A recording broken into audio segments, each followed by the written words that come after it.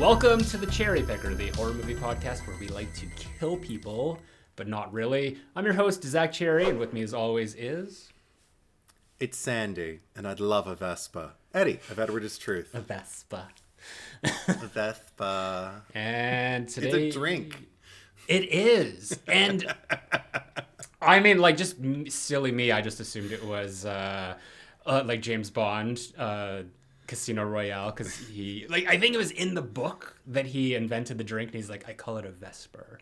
But then there was this whole scene in the movie. Anyway, totally off topic. Hey, we're talking about Last Night in Soho, released on my birthday, October 22nd, 2021. Yay. You know, another, because I'm this obsessive that I look to see like what horror movies came out on my birthdays over the years. And Halloween 3 Season of the Witch, I might have mentioned this before. That came, I mean, I wasn't alive yet, but I was just like, oh, I'm really proud of that, you know. That's pretty cool. But then also I have The Grudge, which I'm not so proud of, but I'll 2 for 3. That's, you know, I'll take it. I mean, I think we can have that talk when we discuss that movie if we ever do. I know Eric, discuss that movie. My Patreon supporter, really loves The Grudge, and he'll defend it every time I talk shit about it. I do love SMG, so Sarah Michelle Gellar. Yes, me too. Yeah. But and I'm not mad at it. But maybe someday we'll have that talk. But this movie. Do you want to thing before we dive in?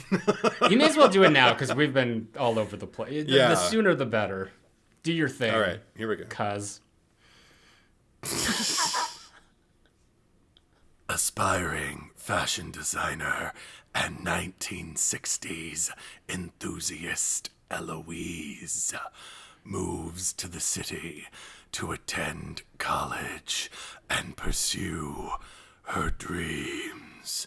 But the party atmosphere in dormitory housing motivates her to rent a room in an old flat where nightly she rides the proverbial coattails of aspiring singer Sandy through the streets and nightclubs of 1960s London.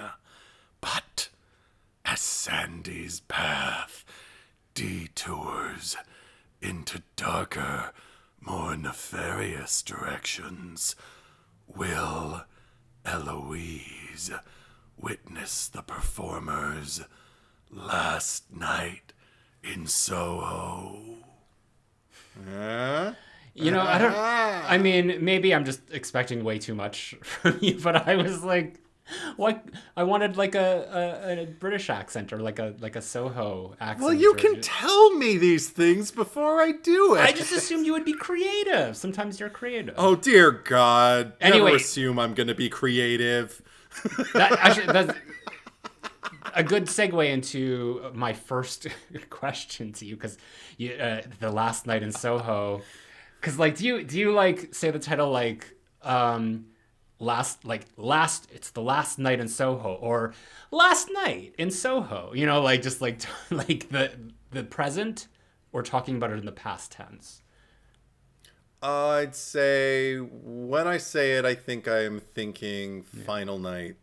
But one thing that I adore about this title is its versatility, because it's not like I thought like, oh, I never thought of it that way. I certainly did. And I just love how plausible, I don't know about plausible, but maybe malleable, or like plausible in the sense that like I am so willing to give over to this movie. Like I'm not going to bury the lead. I adore this film. Just bend over and let it take you. Yes. Well, no. Anyway, I mean, I'll hop on that and just say that I'm in complete agreement. And I was just actually thinking about this. I think that this is probably my favorite horror movie of recent years since Get Out. I think like after Get Out, this is probably my next favorite horror movie that came in the last like 5 years or whatever. Get it? I guess that's like 6 years ago now. X and Pearl are very close to that as well, but I'd say that this one edges it out a little bit more. Every time I watch this, I think I've seen it 3 or 4 times now. Every time I see it, I like it just a little bit more.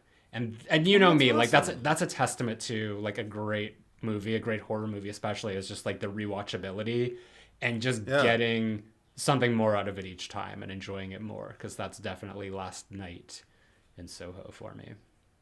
Okay, wow. Because I was astonished. I'd only seen it the one time prior, because I think I'm worried about wearing it out too early. Like I feel like I'm still willing to, get the magic and forget things and then be reminded of them, which happened this time.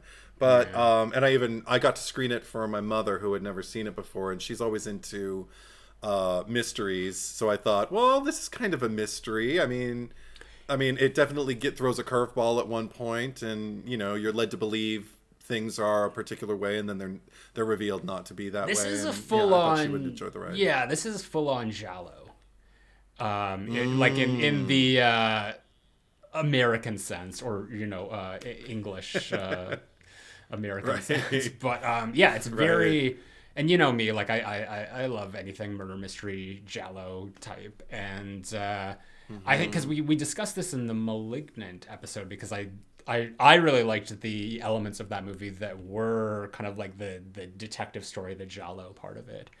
And this one is a lot more consistent than Malignant, just in terms of a through line. But it definitely has that feel to it. Like it's just like old timey murder mystery, like pulp novel feel to it, but like infused with present day. And of course, that's part of like the fiber of this, of just her kind of time traveling all throughout it. So there's a very dreamlike feel to it, of just like how it weaves through everything, because it's very supernatural, and most giallos aren't supernatural. I actually I was getting a little bit of Suspiria from this. Oh, really? We might have talked about this before, but like off pod. Because Suspiria, that's Dario Argento, and I guess you could say that Suspiria does have giallo influences to it, because there is sort of like mystery. We did that podcast several months ago for anyone who's doesn't know what we're talking about. But I especially got the Suspiria just in the way that, like, here's this outsider who's, coming to this new city. She doesn't know anyone. She's not getting along with anyone. Jocasta is like basically Olga from Suspiria. Even like an even worse version of it.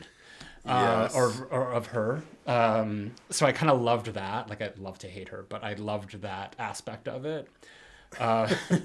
So I mean, if there was no, like, because this doesn't delve into witchcraft or anything like that, or covens, but it just in terms of a supernatural thing, because the supernatural is really just Ellie and her ability to see, like, she's a seer, I guess you could call her. Yeah.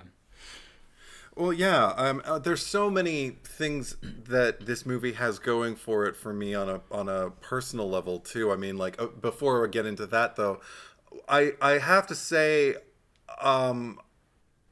I have my own kind of declaration about this movie and the place it holds for me. I remember I saw it in the theaters in 2021, and I thought, I still have a lot of movies that were released in 2021 I still haven't seen, but of the movies that I had exposed myself to, this one was my favorite, I thought, and I still think it will be. Yeah. Just because it's got so much going for it. It feels like every department that could conceivably work or collaborate on this movie is just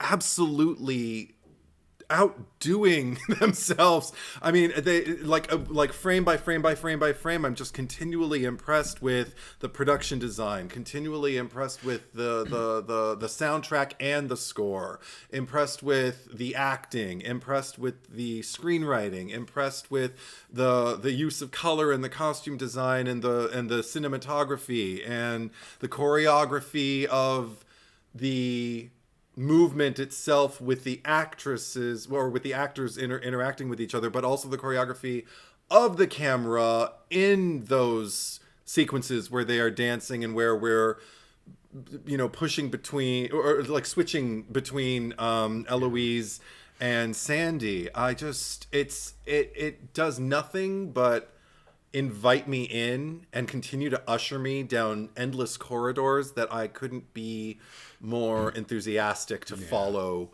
it down. You know what I mean? Yeah. That's a good movie. And all like the mirror imagery as well, because technically this is very impressive, everything that they do in this movie. And I'm surprised that this is really Edgar Wright's first horror movie, because I mean, like, more of this, please, well, Shaun of the Dead. I mean, it was very different. Yeah, I don't know. I'm not I like love Shaun of the Dead. I mean, I'll have to watch it again. It's been a while, but I've probably seen Shaun of the Dead more through Scream 4 than I have actually watching Shaun of the Dead. Yeah, just those scenes that Kirby. It's like, what are you watching? Shaun of the Dead. Like, how did you know that? No, I mean, I don't think I've seen all of Edgar Wright's films to this day, but I have seen, obviously, this. I've seen Baby Driver. I've seen The World's End. I've seen Scott Pilgrim. I can't remember what he specifically was. I feel like it was one of the trailers or commercials he directed for Grindhouse, and I remember that made me laugh. If I've seen Hot Fuzz, I don't remember. Well, this is definitely like the most serious movie. I mean, because I haven't seen all of his filmography, but everything you just mentioned there, none of those sound like they're at the same level tonally that this movie is, because this is not a comedy. I don't even think there's not even a lot of moments in it that are funny, even though it elicits like so many emotional responses out of me, and I just don't think that like laughter is one of them. Like there's no point that I'm really finding anything hysterical. No, there are moments where I'm incredibly hopeful and incredibly empathetic and feel nothing but compassion for particularly Ellie and Sandy. But I it's one thing that was interesting to me though was I went into it only my second screening, kind of thinking like, I love the literary feel to this. You know me, I say it over and over again on this pod, if there's like a literary feel to the goings on and to the framework of it, if I feel like I'm reading a short story or a really good novel as I'm watching the movie, then I think I'm watching a good one. But it's too cinematic to merely be a really, really great literary feeling movie. Like there is so much that is done that no one's just sitting there and pointing the camera at actors unless that's what the moment, demands. But there is so much more going on, which I appreciate. I'm not a reader. Unfortunately, I'm just not good at it. Like I always get tired and fall asleep anytime I try to read something. But I would assume that everybody experiences literature differently. So, some people might dive into a book and have a very cinematic experience with it. And I think, especially for the more imaginative people, like the lead character in this movie, because I feel that she's a very, I just like her experiences. I just think just because they are so dreamlike, that's kind of her thing, that she just wants to escape into it. Because there's one scene in particular that just really connected with me, as when I think it was after the first dream that she had, and then she went to school, and then the potential love interest gave her this I'm sorry Coke, and it was just what are you doing? Are you busy tonight? And she just kind of had that flash of just seeing the characters from her dream, and she's just yeah, I am. And I'm just oh, that's kind of awesome that she's just so like ready to just like disappear into this dream world and like push everything else aside. She's giving off like hardcore Pisces energy. I'll just say that. Okay. Yeah, for our zodiac enthusiasts. She actually I was getting a lot of Pearl energy from it, like especially the opening scene, because it was like it almost like mirrored Pearl in a way, because in that movie it starts with Mia Goth as Pearl in front of the mirror and she's trying on the dress and she's doing like the dance, and then the mom, or yeah, it was the mom that comes in, and here it's sort of the same thing, but then the mom's in the mirror, but then there's the grandmother, and it's almost like the first thing I thought of, just like these characters are very similar in a way, because they're these dreamers who are just like, they've got their heads in the clouds, they're looking into the future and just like where they want to go with their life. And the only difference is, I mean, other than like the fact that Pearl is like a scary bitch, but it's just like she's kind of stunted by, you know, this home life of just like this very unfortunate situation of living on this farm, whereas like you have Ellie and her grandmother who's very nurturing and just like pushing her towards this goal. So it's just it's always interesting to see that what's that word that you hate so much, that probably trajectory. No, not trajectory. The dichotomy. Oh, which one? Oh, dichotomy. Yes. No, the Hollywood starlet's word. Yeah. and I only say that because like I hear actresses in interviews use it too much. It's okay. You don't have to defend it. You don't have to defend it. No, but it's just like, it just sometimes I'm just like, no, I think you mean like something else. But anyway. Yeah. Did I use it in the right like context? I don't even know anymore. I think I blacked it out of my... Because I try not to use it, because it just sounds so like dichotomy. Yeah. But I guess what I'm saying is just like they're, you know, a very similar like archetype of a character, but just like two completely different paths based on their surround, like what movie they're in. Like imagine if Pearl was in Last Night in Soho and like vice versa. Like how different that. Yeah, I mean, she'd probably get to the school and like murder all those like bitchy girls within the first like week of being. Well, Pearl, I feel like Pearl would have, probably just becomes Sandy's Avenger in a way, you know, not like less detective story, more revenge, you know, kind of thing. Oh my god! Like revenge killings representationally. Yeah, I need a movie with Mia Goth and Anya Taylor-Joy together. It has to happen. One of these days, our goddesses of modern horror. Throw Jenna Ortega in there too. Well, I was gonna say, like, because they already work together in Axe. I was gonna say, oh, maybe they can put Anya in Maxine, but you know, we'll see. We'll see what happens. See, don't build it up. Yeah. I want to go in with no expectations. So I'm gonna be like, is Anya here? But it's anyway, like, no, then it sucks. No, because I love me some Anya Taylor-Joy. But we can't. I don't want to like undersell. Thomasin McKenzie, because she is great in it. Because like both of them are so captivating. Yeah. She kind of, and I don't mean this as an insult, but she kind of gives me like Tom Holland vibes. Like she's like the female equivalent of Tom Holland. They're just like, I feel like I've heard that like before. They like facially like they look very similar. Like they have that like same that like expression. Like kind of dopey but sad almost, and just like it's earnest. Very earnest. It's like very similar energy, and you know, very like it's just very easy to get like involved in their characters and you know, have that empathy. Innately likable, innately. Yeah. But also, this is the thing that also struck me, knowing what I was going to get into for the most part with this movie. I couldn't help but think the casting is perfect here, because Anya Taylor-Joy is, I feel, perfectly cast as the avatar that would attract Thomasin McKenzie to pursue this dream world and everything like that.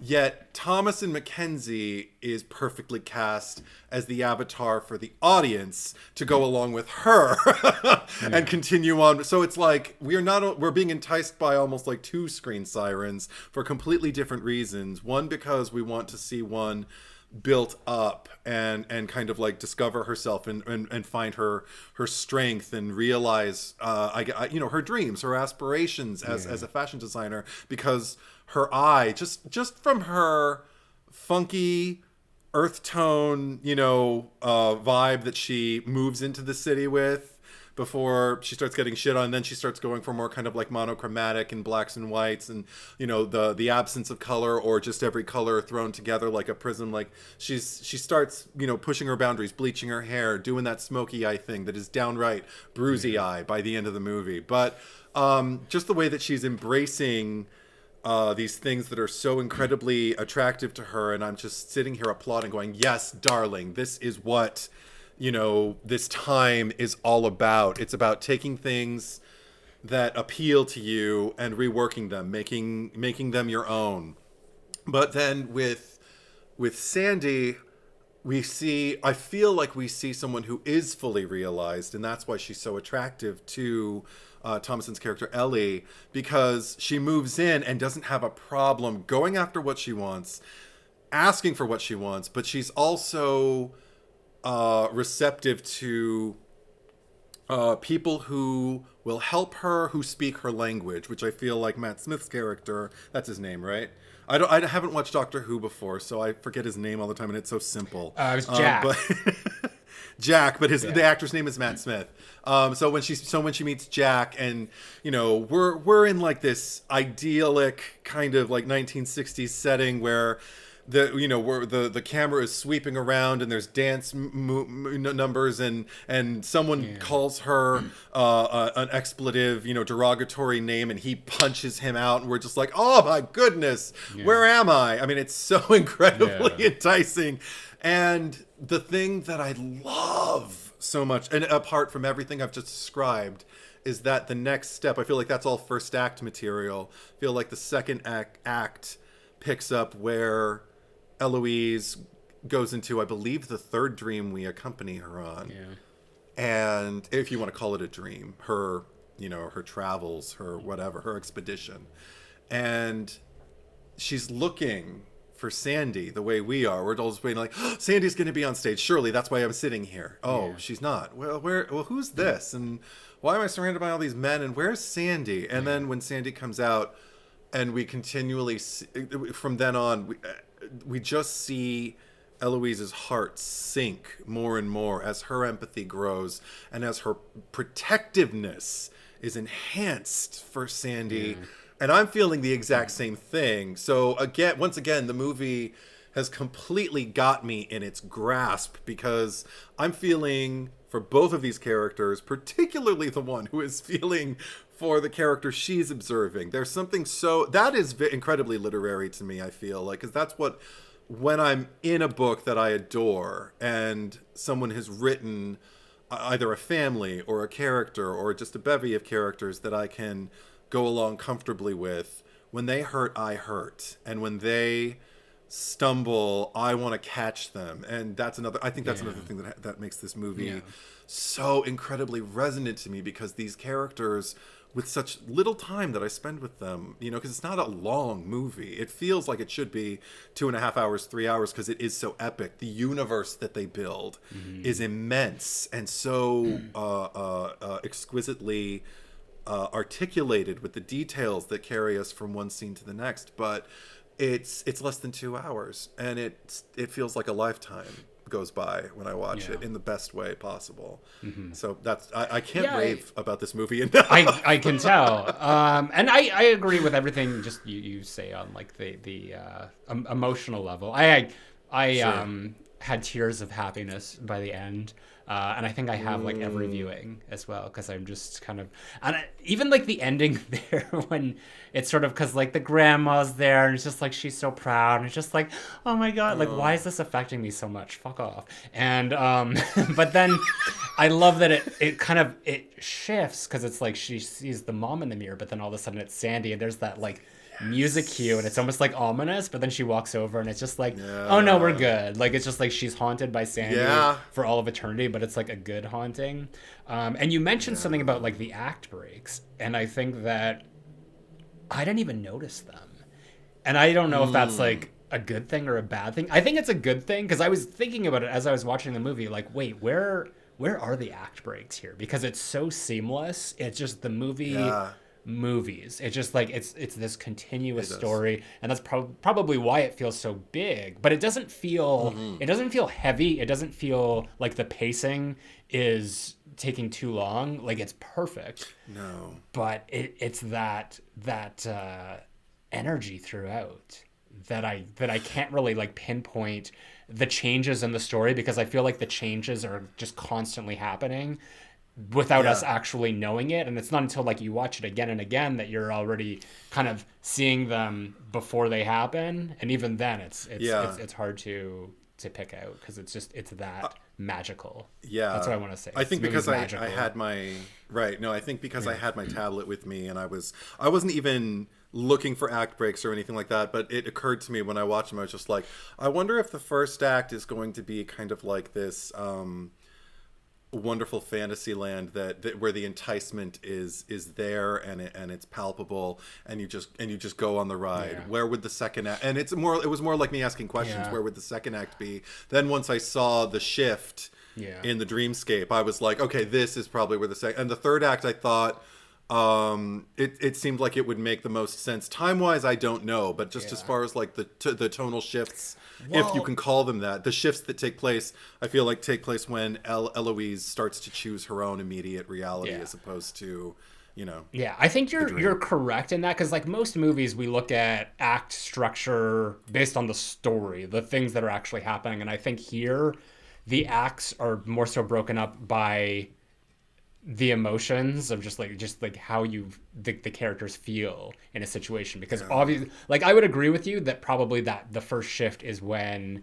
she does go to see her like inaugural performance on stage, but she's only one of the backup dancers. That would be like the second act, and then probably the I'd say that the third act is probably starts like after she witnesses the murder in the bedroom, because at that point then it's sort of like mass hysteria, like everything that she's seeing is like she's just having these reactions to it. They're just like, not healthy. And I think that's when she goes to the police station. I was also, this is very niche and also very gay, but like of the Sandy story, I was also kind of getting a little bit of Burlesque, like the Christina Aguilera share. Or just like her going there, and it's just like, I want to perform, and they're just like, all we can do is like coat check or whatever, and she's just like, I don't do coat check, or it's just like you have to start at the bottom.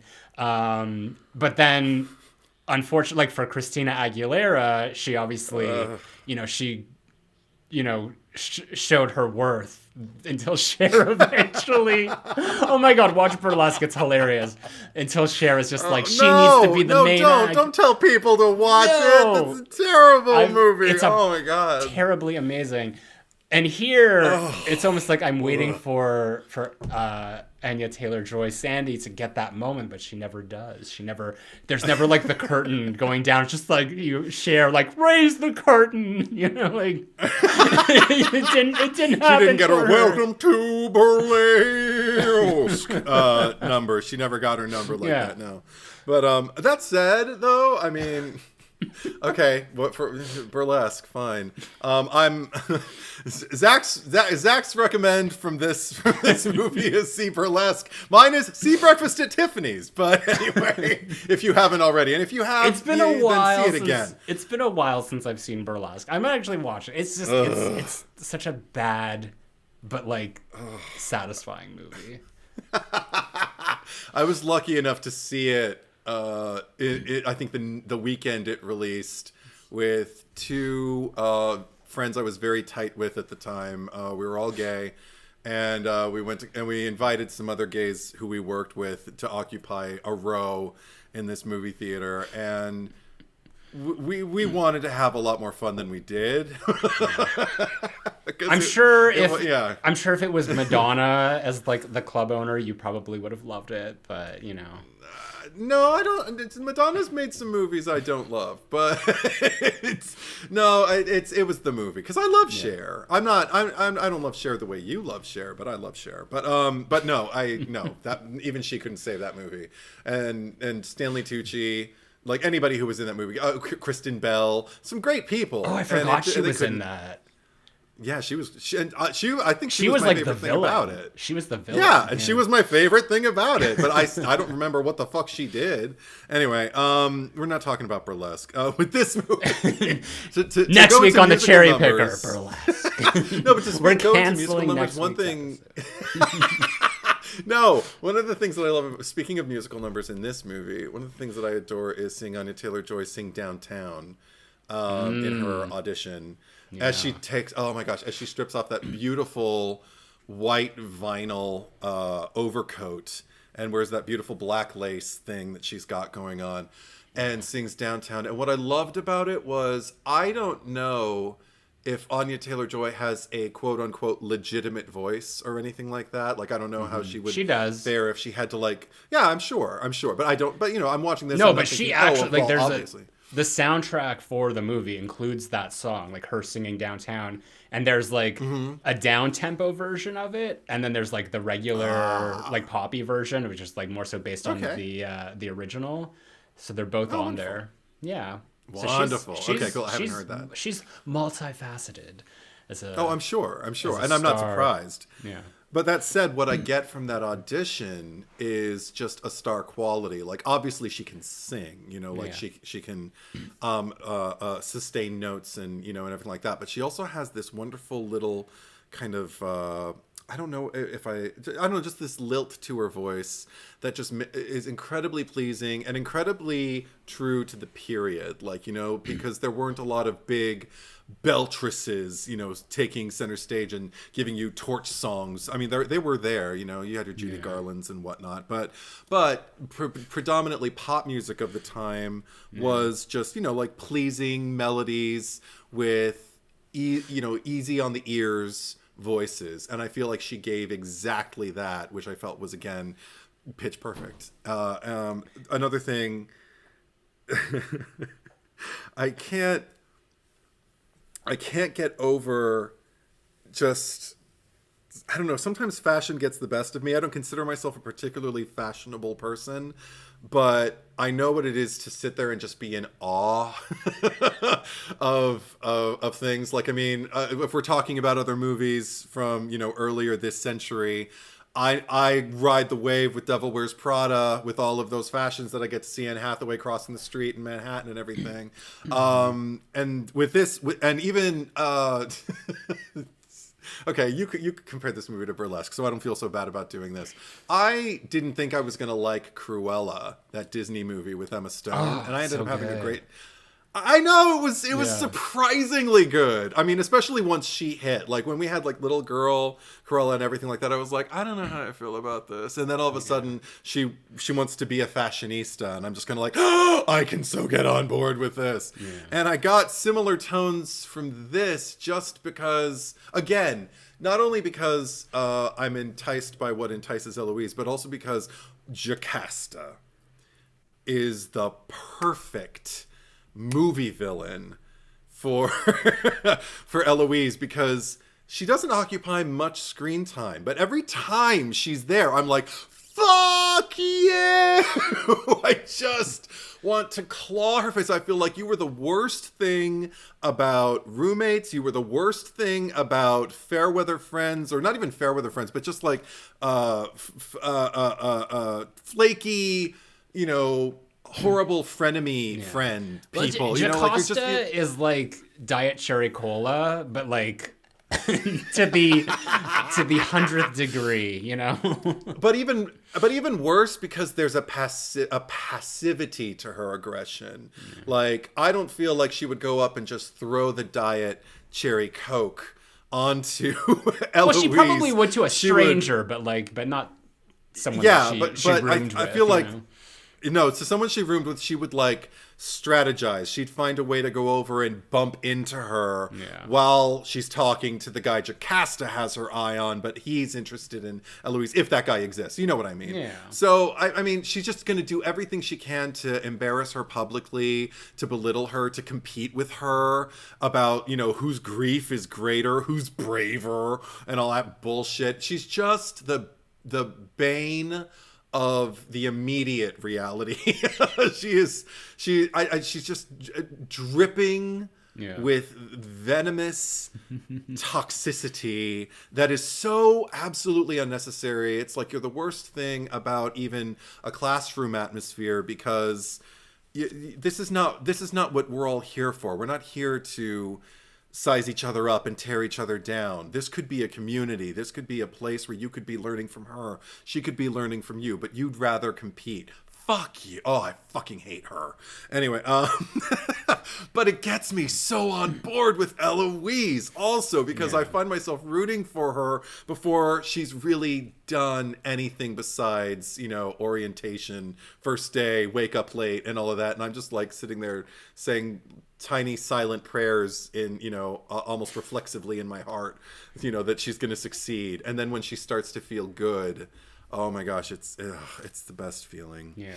And then aesthetically, the visual lushness of like her first voyage into 1960s London, with just the never-ending bed sheet that covers her as we oh god, I mean, it's like the Wizard of Oz. It's like all of a sudden even though we've been in color up until that point, there's just something different about the way the lenses capture light, like the headlights and the lights on the marquees and everything like that. It's just everything has been so incredibly planned out and designed that I'm just gonna keep sucking this movie off. I'm sorry. I know. I do have one criticism. Well, let's hear it. But it comes very late in the movie. So if we haven't already spoiled things for you and you haven't seen the movie, see the movie and then come back and hear it from this point on, because I'm going to discuss the thing in the movie. Yeah. My one criticism for the movie, it's something that I thought, I would have tweaked that. And if I were a friend of Edgar Wright's and he asked me to, give him notes on the screenplay or watch the movie and how do you feel about this, I would have commented this to him. When it's finally revealed who Mrs. Collins is, or Ms. Collins is, Diana Rigg. Mm-hmm. Oh, another one I love. We'll come back to her. But when it's finally revealed and you realize the tea that you drank has been poisoned, as is always, anytime anybody offers you tea in a movie, don't drink it, especially if it's a horror movie, because it's poisoned. So there's that. Jessica Biel found out.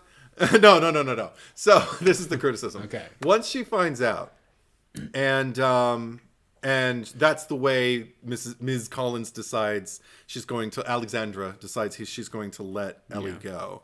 And then she realizes John is out there. So now she's got to take matters into her own hands and roll up her sleeves and get out the scissors and take him out. It's a knife at that point. Oh, it's a knife at that point? Okay, sure.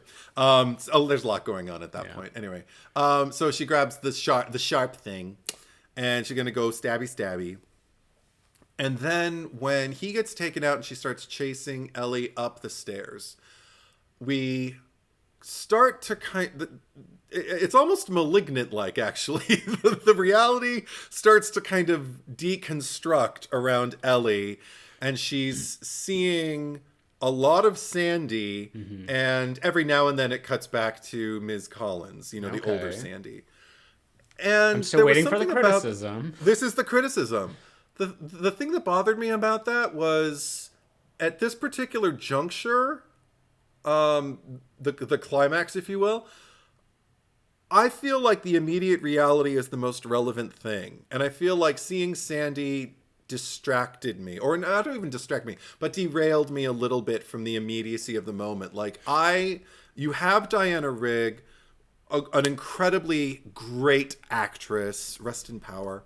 And I believe that everything that happened to Sandy happened to her. I don't need to see Sandy to get that this is Sandy. Especially I think the thing that caught for me the most, the reason why I wanted more Ms. Collins, and probably even Soul Ms. Collins, except for one moment, is because we immediately preceded this moment, this sequence, with Ms. Collins telling Ellie, in a manner of speaking, Sandy did die in that room. And I'm like, if that is the conceit that we're going forward with, as far as the filmmaking is concerned, it makes more sense to follow Ms. Collins and to see her and to let Diana Rigg as an actress carry the history with her, up the steps into the room, see the ghosts, be horrified and everything like that. And, I just thought of two moments I'd be okay with seeing Sandy. Maybe the first moment, all the male ghosts in the bedroom turn and see her. Maybe they see Sandy. That I wouldn't be upset about for like a moment. But then we need to come back to the immediate reality. And then the last thing, which we do get, which I was like, that I'm okay with, is after Ms. Collins tries to take herself out and cut her own throat, and Ellie gets to have that exchange with her, which is just, lets her know, they were terrible. They did do terrible things, and they did deserve, like all of this. They kind of have this weird, peaceful exchange, which I like a lot. Ellie escapes to go save John, and Alexandra sits on the bed and just kind of lets the room burn up around her. And I believe the last thing we see is the room burning up around Sandy. That I would have been okay with. If that were one of the only shots we got of Sandy in the entire sequence, I feel like there'd be something a little bit more visceral and a little bit more that moment for me. That's my major criticism for this movie, is just in the climax, we get it. She's Sandy. We don't need to keep seeing Sandy. Well, I think that the reason why it's happening is because you already mentioned she drank the tea. She was drugged. So she's kind of slipping in and out of these realities because of that. Because normally she gets to that place when she goes to sleep. So that was kind of, I imagine, I don't know if there's an audio commentary on this, the Blu-ray or any of that. I haven't listened to it, but maybe he discusses that, or that would be his response to your criticism, and just be like, okay, well, she's, it's because of this. I understand what you're saying, and I don't disagree fully. I mean, maybe because I love Diana Rigg, actually. Like, she is this was her last film appearance, actually, but she was my favorite Bond girl. She was in one of my favorite James Bond movies, On Her Majesty's Secret Service. She was the only. She played the only one who won his heart, and they got married. And I won't spoil how that plays out. But I've always loved her since that. Obviously, she was in the original Avengers, like the British, the non-Marvel Avengers. Emma Peel, exactly. Miss Emma Peel. Yes. But yeah, I agree. Like, I would have loved to see more of her in the movie, but I feel like every time she was on screen, she was giving it all. Like, just like that kind of like cantankerous old lady, just like everything she said, the way that the cadence of just which it like rolled off her accent, of just like when she would say something. I also love how there was kind of like again clues at the beginning, because she was saying, when she was showing the room, it's like you have to keep the plugs in during the summer because the smells come up because of all the bodies that are like hidden in the walls. So I love all that. So I mean, I don't disagree. Like, I would have liked more of her in that finale, but I just feel like she already gave so much in that, and Sure. it might have gotten to a point like if we only saw that one image of Sandy, young Sandy sitting on the bed, I might have felt robbed of her kind of finale, or just like her catharsis, or just, you know, seeing the end of her character, if it was just sort of her sitting on the bed without actually getting to have that conversation with Eloise. Well, then maybe if there could have been more of a splintering of them, like maybe just like an intercut, you know, like kind of like Anya Taylor-Joy's face over half of Diana Rigg's or something like that. Now you're talking about Malignant, but you know, you may as well have just had her turn around and Diana Rigg's head pops out of her skull. I wouldn't. No, that would have this wouldn't have been my favorite movie of 2021. Yeah. But no, but I mean, if there, because this is the thing, I understand what it was probably there for. Yeah. It's just about, did I feel it? And I didn't. I felt like I'm yearning. We've spent a long time, you know, kind of like in the mystery of it all. Mm-hmm. Now we can see things as they are. That's how I want to see things, as they are. And if we splinter a little bit here and there, then maybe there's a way to do that looks cool, but that also like just amplifies everything that's happening. I didn't feel like the way it proceeded amplified anything. It actually sucked a little of the life out of it for me. But, you know, splitting hairs, you know, it's still a great movie. I mean, and I still get the movie I wanted. Yeah, movies are hard to end.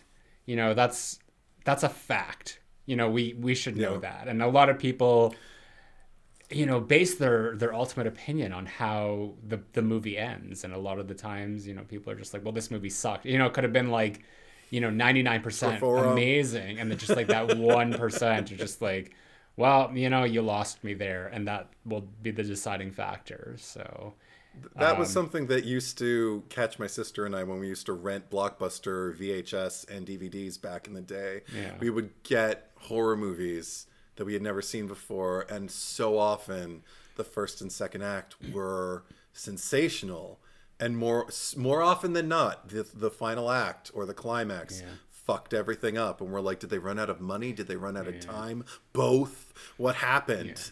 Or even like you know, it could have been like a good climax, even if it's just like the final moment was just like not good. And then it'd be like, well, why would you end it like that? Like we haven't talked about this movie as an episode. We probably will in the future, but House of Wax. Because love that movie, but then there's just like this stupid kind of like twist at the end. And it's just like, for what? Why? What was the point of that? And I think for the longest time that just like, because I saw that when I was really young, and I just sort of am like, this was a stupid movie. But now when I watch it, I'm just like, oh my God, I love this so much. And then that comes up and I'm like, you know, it is what it is. So I don't know. I think, you know, as we watch movies and our perception matures, you know, we can start to see things a little differently. But I this movie's near perfect for me. Me too. I give it 4.5 on LB. Very nice. Yeah. Very nice. I think it's also because it's so expertly, up until that point, up until, you know, the climax that I just criticized. Yeah. It's so expertly for me balanced, you know, the use of special effects and, you know, the way they used the camera and everything like that, that finally they were doing something that I was like, I'm not entirely on board with this. So, I mean, you know, it a lot of things are going to lack compared to everything that preceded, especially the things that they designed with this movie. Yeah.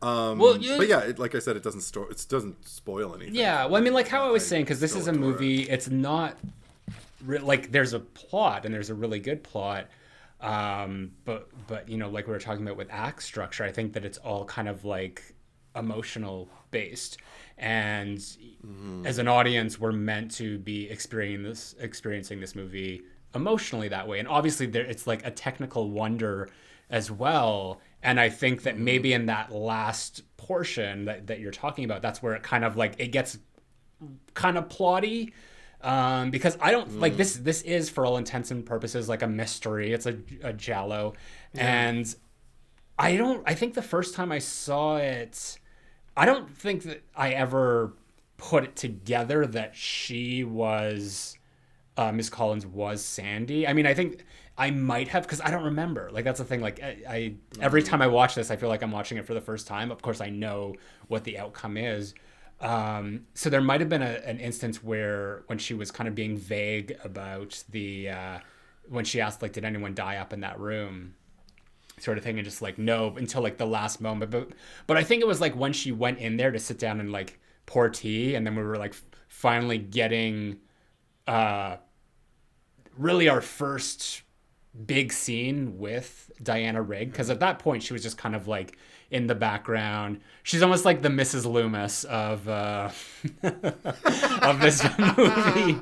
That we're really getting her for the. It's like it's Sandy, or that's Timothy Olyphant. You just needed Sandy the singer. Didn't see that one coming, did ya? But yeah, but it's just like it. I don't think like when it was revealed, it wasn't like, oh my god, really? I was just kind of like, yeah, that makes sense. I don't want to say I didn't see it coming, but it was just like it like still worked so well, just like how everything had woven together at that point. So I don't think that, like, again, like, it's like as a murder mystery, it's not like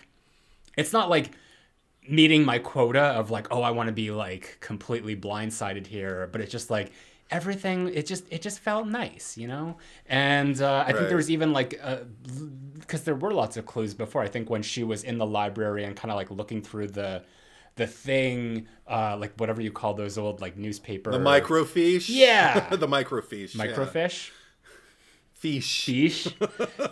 I think it's spelled Microfiche. Yeah. Microfiche. Yeah. Because I believe there was. It's from my time. Yeah, because she was looking for, and this was the misdirect. Like, she was just looking for like the missing women. But all that was coming up was like all these like men who had mysteriously disappeared in the Soho area. So it just kind of like already like planting the seeds, even though that was like pretty late in the movie. But it's like, I love shit like that. Like, I love when you can go back and discover those things.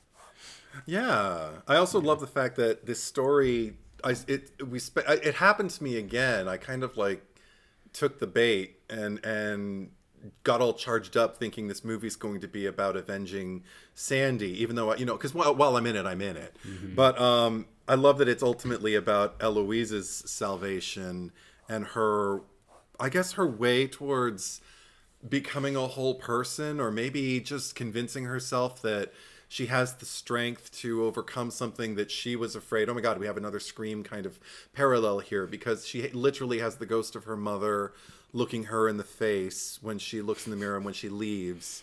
And then it's bookended, like, at the end of the movie, her mother is there, the ghost of her mother. Yeah. But but she gets to see her and almost embrace the parts of her that are similar to her mother, but she doesn't have to outrun this fear that she's going to succumb to mental illness or suicide or even depression. Like, that was another thing that the personal aspects that I alluded to earlier that this movie keys into with me is just that time in Ellie's life. Because I remember going to college when I was 17 and 18, mm-hmm. and I moved to the big city. My big city was New York City, but I remember going to NYU, and I just remember, I think I was already depressed before I went out there, which is not good. And I just remember kind of circling the drain my first year, like I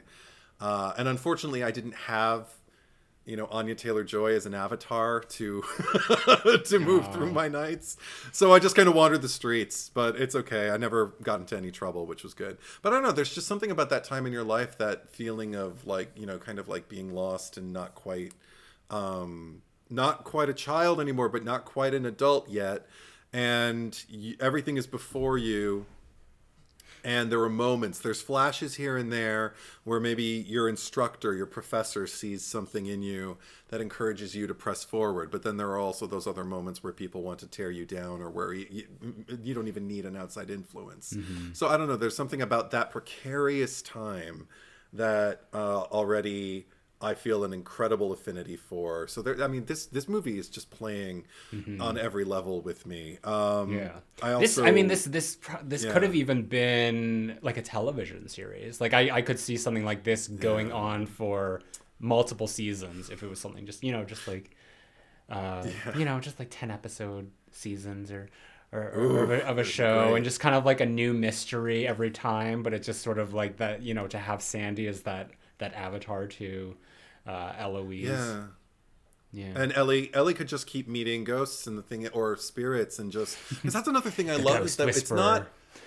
It's not, but it's also not incredibly clear, because since it's a death of sorts, because Sandy didn't die per se.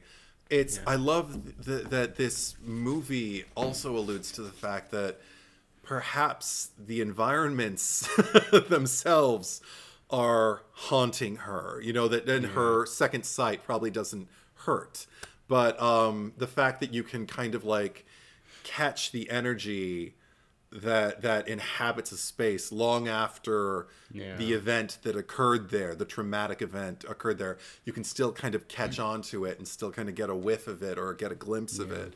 I agree with you. There'd be a great series there. Yeah, in the scene when she's at her bar job, because she's asking the owner or manager, she's like, do you believe in spirits? And she's just like, it's like, no, the brown stuff is what sells, or whatever. And just like, no, like ghosts, do you believe in ghosts? And she's just like, no, like this bar isn't haunted. If anything, it's just like it's the good times that the essence of those. I wrote down the line. She says, high spirits soaked into the walls. Yeah. Oh, see again. Oh, the writing. Oh, so good. The writing's on the wall. It is. it's in the walls. It's in the floorboards.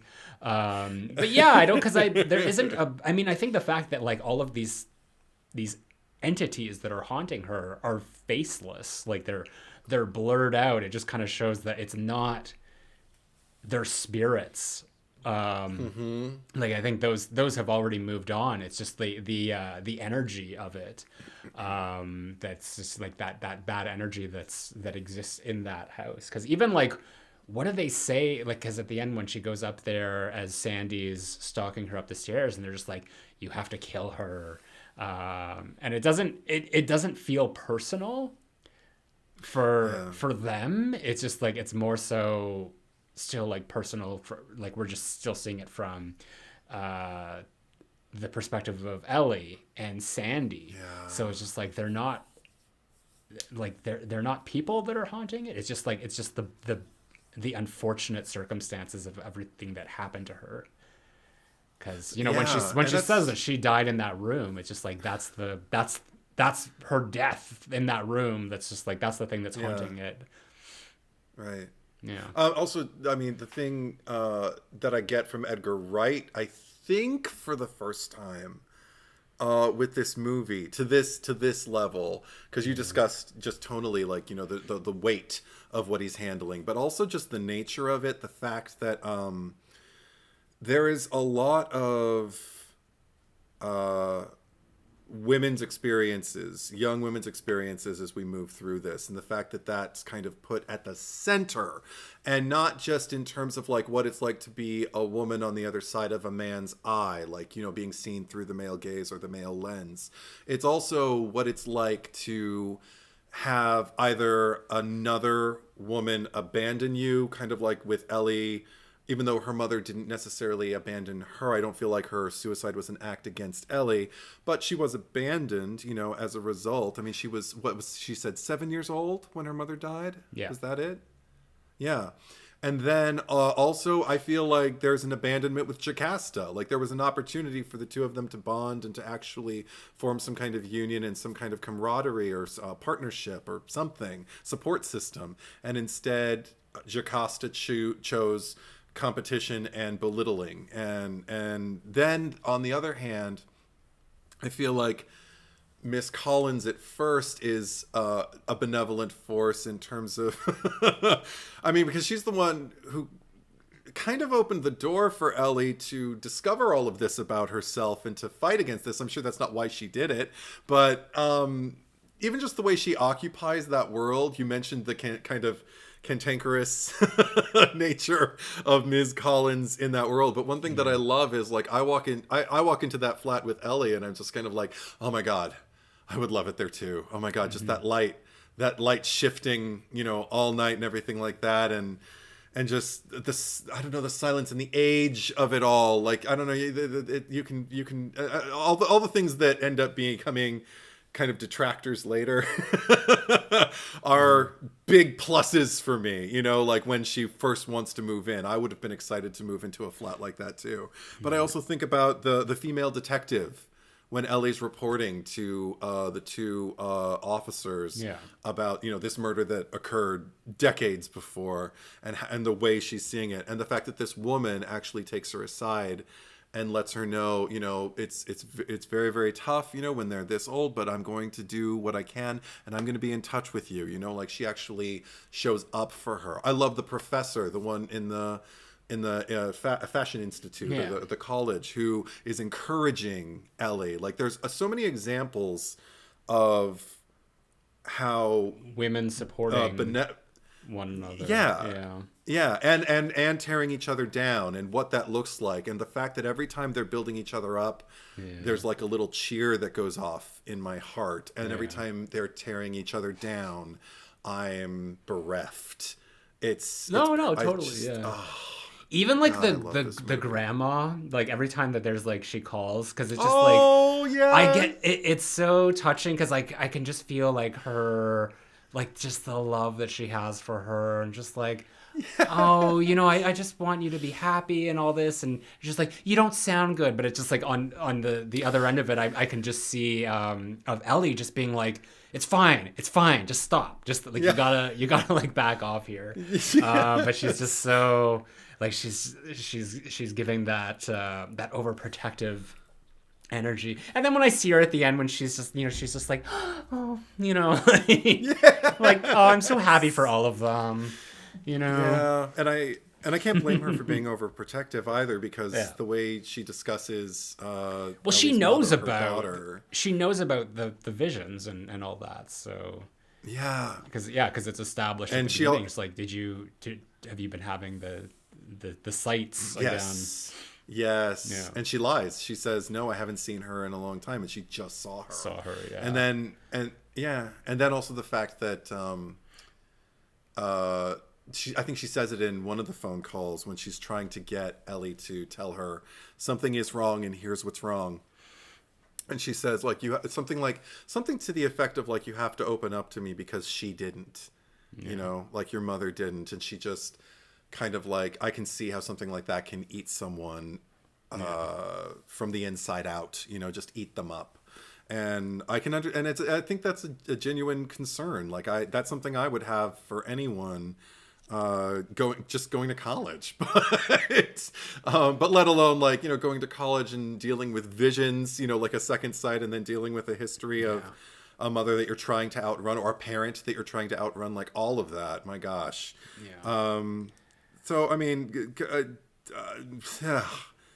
dear God, I think that if this movie if it wasn't working on the emotional level that it was, it would have been a fine movie. Like, it would have been, like, you know, technically, like visually and all that, very impressive. But it's because of the heart that is instilled into it that's kind of what transcends this to something bigger than it is. So that's why I love it so much. Yeah, me too. I mean, there's something so incredibly monumental of just when Ellie starts destroying her own dress that she's designed, and the teacher has to kind of take her aside. And I just wrote down the line. She says, "You really are onto something here, so don't stop now." And I thought, what a relevant line at this time in Ellie's life, because it's not just about the dress, it's about everything. You were on to something. You have to keep following Sandy because you can't outrun anything. But she's just looking at her like, oh, these emotional artists, you know, like they just you gotta talk them off the ledge. Well, yeah, I mean, yeah, creative types, yeah. Can be very, we very can, fragile. yeah. But yeah, oh my gosh, I feel like, I mean, I'm sure that we're an hour into this, and I just feel like all we've been doing is, like, as you say, like sucking it off for this entire time. I don't have anything bad to say about it though. Really? Yeah. I don't even, Cool. because I don't take umbrage with, like, even the thing that you talked about, because I mentioned. Yeah, because I even love that aspect of it. So I do have a question for you. Sure. Yeah. Did you see the red herring of Terrence Stamp's character? Like, we're obviously led to believe that he is Jack, and then when it's revealed that he isn't, because it's so kind of like pushed into our faces that it seems like it would, for someone like you who is this kind of like pragmatic about mystery strategy, you know, as your storytelling. Yeah. What did you think? I They're think really that, going too hard on this. He can't be, or I think. Well, I mean, I think that, like, my formula, as I call it, is more Scream specific. Okay. And perfect to call him a red herring, because absolutely that's what he is. And no, I did not see that at all. Like, in the initial watch through, I just assumed it was him, because it was just set up that way, even though at no point is it ever alluded to that it's him. It's like, that's how well this movie's working, just on that level, to make us believe that it is. So yeah, that's actually a really good observation, because I had no idea. I didn't even consider the cop, because I didn't even think that because I didn't even think he was a cop, because she's like, you sound like a cop or whatever, but it was like that montage of just like, oh, that's such a pretty name, of just like all the men just like continuously doing it, and we lingered on him a little bit longer. But I think at that point, because I think the biggest red herring of the movie really is just the fact that it's just like, it wasn't her who was murdered. It was, I mean, the Jack, but then everyone else. And I was actually, I wanted to ask you, because in that scene, it's like, he has the knife on her. So it's just like, was he going to kill her? And it was just, she just sort of, because that's how she had the scar on her hand, because she grabbed the knife and twisted it around and then stuck it in his neck. So that was almost like that was probably the inciting incident that then just kind of got her to, you know, keep doing it again and again. And then there was even like in the infamous scene that you hate.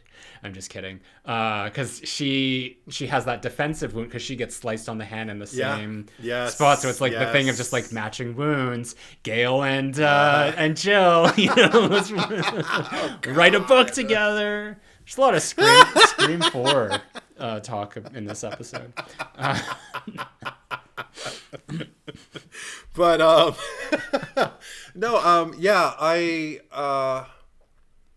sorry. Was there a question in there? No, I just like, what did you make of it? Because it was just like, was he gonna kill her, or is that just sort of like that's what I got. Yeah, I don't feel like it was something that was like, I don't know, staged in her dream, or in her flashback, or whatever we want to call it, her expedition. It did look like there was that defensive, you know, like kind of grip of it, and it becomes a moment of like, it's either him or me kind of thing. And maybe, and I don't remember if she ever said that Jack was the first, but that's the impression I get, is that he became kind of like the first domino, but the most representational of everything that she had come to loathe So after a while, the what's the word? The interchangeable quality of all of the other men, they all became the same man. They were all him, the user, and particularly not just the user, but the betrayer, the defier, the one who she thought was going to uplift her and who she thought was going to save her, and ended up, pinning her down and threatening her life. Well, there's even that moment, because like you already mentioned the guy who called her a slut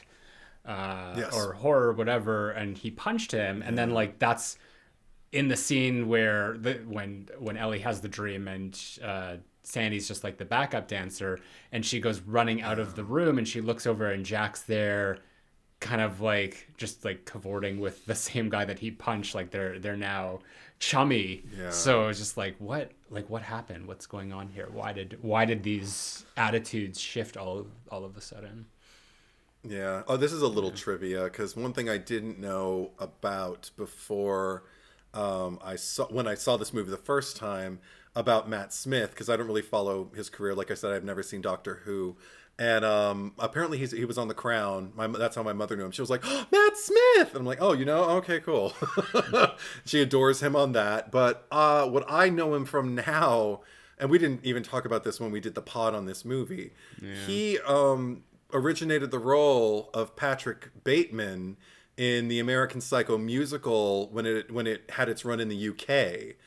And so seeing him through that lens, because it's the only cast album that exists for that particular musical. So you get to hear him if you ever want to listen to it on Apple Music or anything, or Spotify. But watching him through that lens this time, I was just kind of like, oh yeah, it's American Psycho guy. Oh my God, he's so perfectly cast, because he's got that swagger and that, that suave, manicured, I don't know, just like, like elegant man quality, that he's introduced with, that is kind of vital to the attractive side of Patrick Bateman, but then also the brutality, and everything like that. And I'm just kind of like, again, brilliant casting. Very James Bond. Yeah, right. I mean, there's so much James Bond in this movie, because like we said, Diana Rigg, but also like the big marquee when she comes out is Thunderball. So I guess because that came out in 1965, so specifically her visions at least start in 1965. But there was a lot of attention to that, and I love the Connery era of James Bond. So it's just like it's cool. I mean, like, because I'm right there with Ellie when she's like, when she even says like, if there's like a place and a time, like the 60s would be so swinging, is that what they say? The swinging 60s. The swinging, but see, that's another 60s. thing. I mean, if we're going to use the word dichotomy, or because sometimes people should be using duplicity or duality, but but in terms of just any two ways about it. The first take, I totally agree with, and I feel like that's the 60s that we were absolutely introduced to, is just this silky, shiny, beautiful, lush, colorful, inviting watercolor almost, that we can just kind of wade through and hear that beautiful music, see those beautiful colors, and drink those beautiful drinks and be so sophisticated, smoke without thinking about cancer or, anything like that. And then another thing that makes me love the movie is that it also examines the downside of what it must have been like to have to try and make a living in the swinging 60s while everybody has got this gauze over what is it like to live. I always think, it's so great, that sequence where I think it's after the Marionetta number, when the beginning of the second act, as we've kind of like established, where Sandy is running away, and there's just this strange, down the rabbit hole, claustrophobic, tumultuous ride down this kind of endless corridor of really unsavory goings on, people shooting up, people exchanging sexual favors for God knows what, people unconscious, people, it's just one horrible vista after the other. And that again, that's where like this incredible dream has become a nightmare come alive all of a sudden. And there's something that I'm really, really grateful that we're not completely idealizing that time. We're embracing what is probably the most attractive about it first, and then kind of like pulling the curtain back and exposing what could have been going on, you know, in the inner workings, the gears, as it were. And I like that bit because it almost reminded me of the Buffy the Vampire Slayer episode Restless. You know, the infamous dream episode, because they're just kind of like moving through like a set. Yeah. So it's just like nothing is ever, you know, in the next room that it's supposed to be. It's almost just to make it more palatable for some people listening. It's like Scream 3, where we're on the set of Stab 3, and Sydney runs upstairs but goes into her bedroom, and there's no floor there. You know, that's kind of like how it felt. I'm just reading here on the trivia IMDb that writer-director Edgar Wright sought to best capture the 1960s ambiance with anamorphic lenses and used spherical lenses for the more modern era depicted in the film.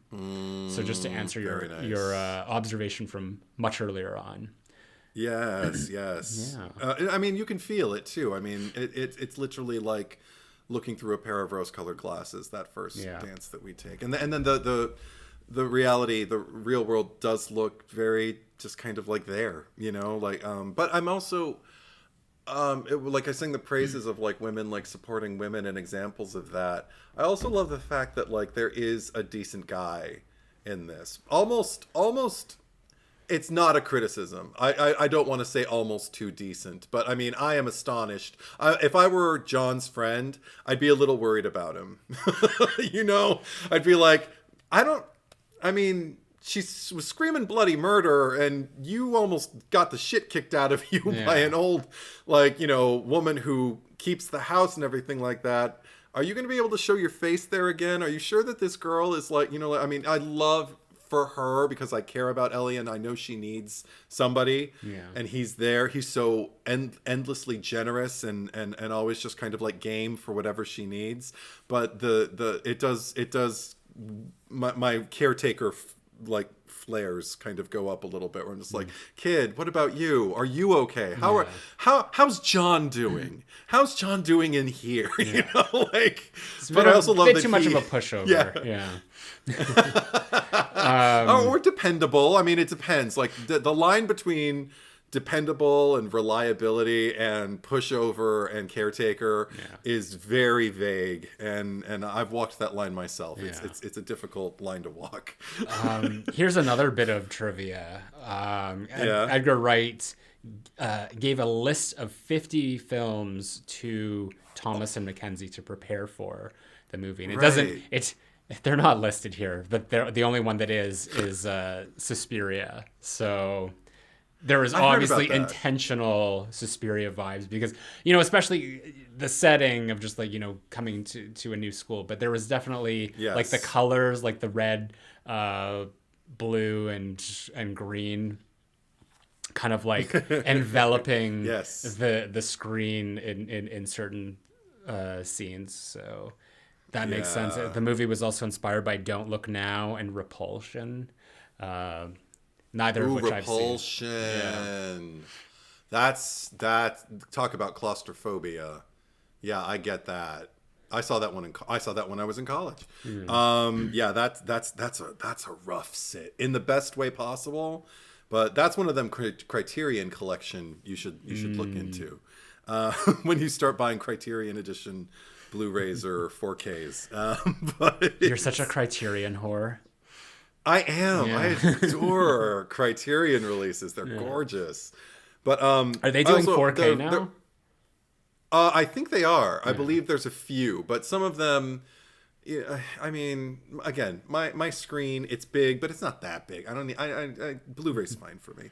But in terms of another thing that I appreciated, you were talking about like the mirror work and the use of the reflection and everything like that. Another thing that I really kind of appreciated when we first experienced Ellie in the nightclub in particular is for a while, I don't know if you experienced this, but for a while, it felt more like Ellie was the ghost than she was inhabiting like a ghost world. Like the 60s were so incredibly and undeniably solid and there. Yeah. And she was the ethereal or ephemeral, one of those words.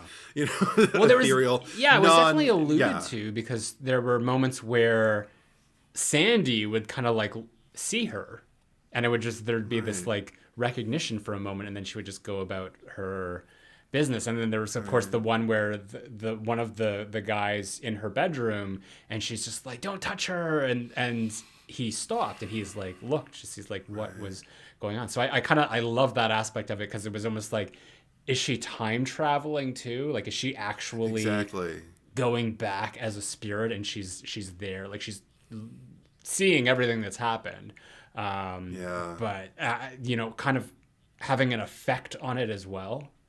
You know, it's almost like she could have altered time. You know, if I just love the fact that it's not completely answerable. Like anybody who feels that they have a grip on it, I wouldn't tell you don't for your sake, but it's one of those things where we've discussed this with a few of the more recent pods, when things are left kind of ambiguous enough that like whatever you want to believe it is, maybe you can. And I love subjectivity like that in a movie too. It just makes the ride. I mean that might be kind of one of the downfalls of if this was a series, unless you like that exploration and having questions answered, because I think that in a series you probably could delve more into her gift, her abilities, and like actually kind of get a more finite answer to it. I'm just looking at more trivia here, because my mind is continually blown here. But this was the first Edgar Wright film to have a female protagonist. And again, like I said, like he should do more horror, and like you know, because he clearly can write female characters very well. So, you know, keep doing that. So it's like I'm just sick. I'm sick of seeing like men in starring roles. I don't know what it is. Just like after last week with like Evil Dead, it's just like, just give me more strong women. Or just I remember Martha Plimpton, I love, back in the 90s, she was talking about strong women, because you know, in the 90s strong women were kind of in vogue, like the term being thrown about, and like particularly in Hollywood films. And she was smoking a cigarette in this great documentary, Searching for Deborah Winger, and just said, I'm sick of the whole strong women thing. I don't care if women are strong. I don't care if women are self-righteous. Give me characters. She was so pissed off. I would loved it.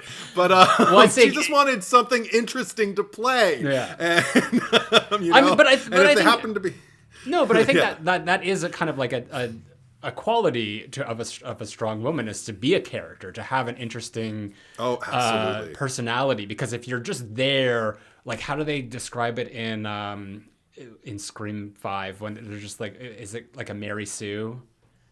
Oh, right. Like, because that was sort of like the idea of it. I'm just like, who's just kind of like strong for like the sake of like the script needs so. So, but I think the fact like having personality, having flaws, and all that, like those are qualities that I say make a strong woman. And you know, especially looking back on last week's episode when we talked about Evil Dead, because you have this character with Mia who's, you know, just like inherently flawed with her addictions, that, you know, those kind of become her strengths by the end. But to wrap up the strong woman talk, like if you're not going to have a strong woman in your leading role, at least have Tom Atkins. That's like one of the other.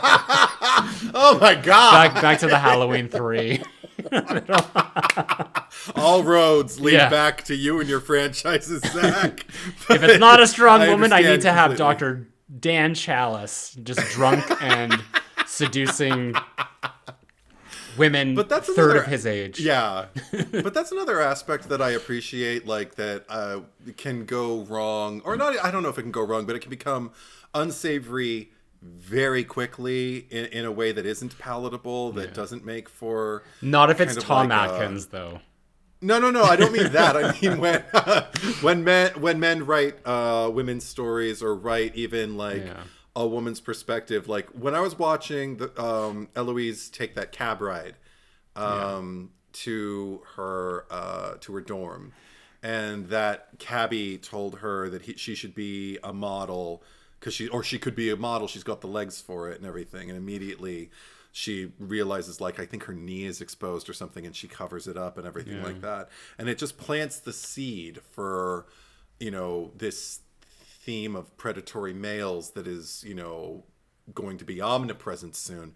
But it I don't feel like it ever gets to a point where it's unbearable in a sense where I have to turn the movie off. On the other hand, it only makes me want to see both of these women, you know, succeed out of this, somehow become victorious and become stronger out of it. And I arguably that's another thing I appreciate is that Sandy, had this movie been made in the 1960s or, you know, even 70s, there's a good chance Sandy would have gotten punished for it because she was a woman who did what she had to do and you know, did a lot of unscrupulous acts. And a lot of the time in our movie history, women have to die. Women who do that have to die at the end of the movie. They have to pay the price, and the good woman gets to survive, as it were. And I like the fact that even though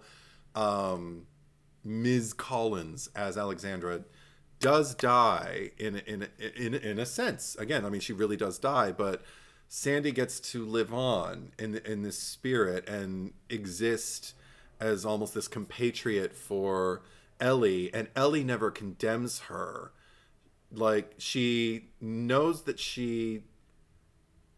I don't know, she understands why she did what she did, and there's something about that, the fact that the movie doesn't apologize on behalf of Sandy, that because there is an afterlife, and because in the afterlife it's the Sandy we fell in love with, the one who, you know, together with Eloise, we all kind of aspired to be like. And because I mean, she's more than an avatar, she's like a muse, and she's like a hero for Ellie. And in that sense, the fact that she gets to kind of go on and still tap the mirror, you know, flick the mirror at the end of the movie in that quasi-triumphant way, I really appreciate that, because after everything she went through, why does she need to go to hell? You know, why does she need to suffer needlessly? Why does she, you know, because especially once you mentioned those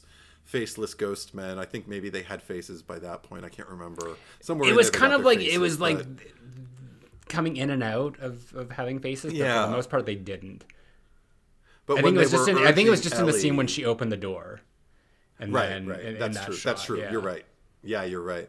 But when they're like urging Ellie, telling her she needs to kill her, I just remember first time watching it, and again this time too, just thinking, but no. I mean, what she did wasn't quote unquote right, but I can't argue, especially the way Diana Rigg plays it when she says, and this is going to bring it back to Scream 2, not Scream number 2, but Scream as well, franchise as well. When she says, "It felt right." And I'm like, Scream 6. Yes. Yeah. I don't know. It may become a problem for me in the future. But women who kill, who say it felt right, not anywhere near as upsetting to me as men who kill, who say it felt right. But maybe that's because most of the time when men kill and say shit like that, they're killing women.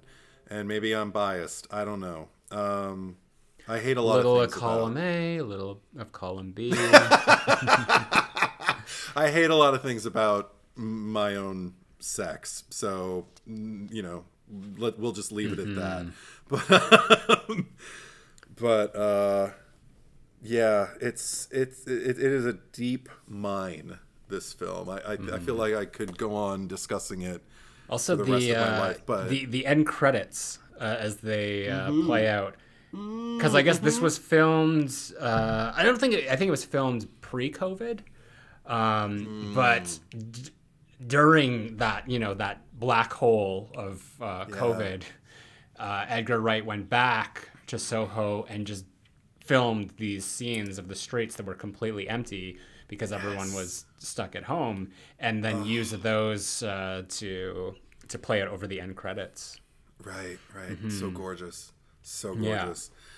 But I did want to say, I meant to get to this point. I don't think since Jonathan Demme depicting Clarice Starling's POV, which we've discussed off pod, but Clarice Starling's POV in we'll eventually talk about that movie. Yeah, we'll delve into that when we discuss it. But I don't think since that movie I've seen a movie that was helmed by a man that made me, another man, feel so inside a woman's experience. Which I what I think my goal is with this movie from now on is just to have as many women see it as possible and ask them, what was this like for you? I'm so curious. I was really glad. Oh my God. Cause I got to talk to my mom about it afterwards. She was still talking to me because we watched it yesterday. And while I was setting up for this, she came over and just started kind of talking. She leaned against the wall and just said, I still can't believe it. And I'm like, what? My mom, who is a very, very sharp mystery fan, she thought while she was watching the movie that Sandy was Ellie's mother. And she was saying to me today, she's still like, I don't know why I thought that. There was nothing in the movie that told me that. And I'm like, Mom, it's okay. You made. And also, I was just waiting it out because I didn't want to tell her that's not her. I just wanted to like, okay, she'll find out. When she finds out, maybe there'll be a big gasp. We're big gaspers in my family. And when we actually got to the point where it looked like Sandy was being murdered by Jack, I thought, okay, now my mom's going to put it together. She's like, oh, she watched her mother's murder. I'm like, Mom, if she watched her mother's murder, at the beginning. I exactly. Yeah. But I guess she just thought she dyed her hair and got older. But I said, Mom, if she watched her mother, number one, I had to pause it and I had to say, Mom, number one, if she watched her mother's murder and she was never born, she was never born, so she could never see her mother's murder. She's like, oh, that's right. And also, I told her, she said she died when she was 7, and now she's going into school, like into college, so she's got to be like 18 tops. So this is like 11 years. Like, so this is like, we're talking death in 2010. And so there's no way her mother was that age. I love whenever you say like, I'm the movie's bitch, and now I see where you get it from. Oh, very much so. I learned how to regard the characters on screen, whether it was movie screen or television screen, as family from my parents. My parents were the best audience members ever. My mother still is one of them. But so we sat there and we just kind of unpacked it, and she was just like, oh, so she's not related to her. I'm like, no. The only relation she has is the room. She's like, oh, it's the room. It was just wonderful to see it all just kind of unearth before her. Maybe they should have just called this movie The Room, and it would have made more sense. And I was really happy to hear that it was still occurring to her all day today, because that's what happened to me. And I did see, the first time I saw it, I watched it with my sister. Yeah. And I told her, I think this is my favorite movie of 2021. We still have a few months to go, when we'd seen it. But I think this is going to be my favorite movie. She's like, oh, yeah. And I'm like, not you? She's like, I really liked it. I don't think I need to see it ever again. And I said, why? And she's like, it's too hard. And I'm like, okay. I knew what she meant. Like, there's a lot of suffering. In order to overcome, the women have to suffer in this movie quite a bit. And my sister isn't always down for that. So again, I just want to keep give it a few years for her. Maybe she'll want to see it again, but maybe. I hope so, because all I could think was I'm definitely seeing this again. I already want to watch it again. That's how I feel about it. But it's it's beautiful. Yeah. Any final thoughts? I feel like we've gotten. I don't remember what I've seen Thomasin in prior to this. She was in Jojo Rabbit. Okay, I did see that. Yeah. I like her a lot. Looking forward to seeing her in the future. Anya Taylor-Joy. At this point, I have not seen Anya Taylor-Joy in something that has not completely bowled me over. Where's her Oscar? Who gives? She is the Oscar. They should just give little Anya Taylor-Joy statuettes. They should just end the Oscars and just and start the Anyas. The Anyas. The Anyas. And Anya. Anyas. Yeah, the Anyas. Anyas. But that's right. It is Anya, isn't it? Yeah, it is. It is Anya Taylor-Joy. Oh, yeah. I'm so sorry, Anya. I didn't mean to say it the wrong way. I love you. But that's that. And Edgar Wright, as always, I'm looking forward to anything he does from here on out. Just everybody who has more to give, I'll take it. Everyone involved in this movie, yes. Gold stars all around. Aces, without a doubt. Yeah. Anything else from you though? Anything else? No. Well, we'll take care of it in the cherry picker. So, okay. So let's get to that right now. It's not like we killed people. On purpose. All right. So now we have the very difficult task of appointing a cherry on top. Because I mean I know where your mind is at. It's gonna be one of the other. Is it gonna be Ellie? Is it gonna be Sandy? It's gonna be Sandy for me. Be Sandy. I don't want anyone to hear me. It's a secret. Don't tell anyone I said it. Mm-hmm. What do you think? Honestly, I could go either way. Maybe we can meet in the middle and just be like, it's this, because she is sort of Ellie, through the avatar of Sandy. So it's just Dream Sandy, because it's kind of like both of them. And from that angle, we could also arguably include Alexandra, Diana Rigg in there too, since they're all kind of occupying the same POV. Yeah, just throw all of them.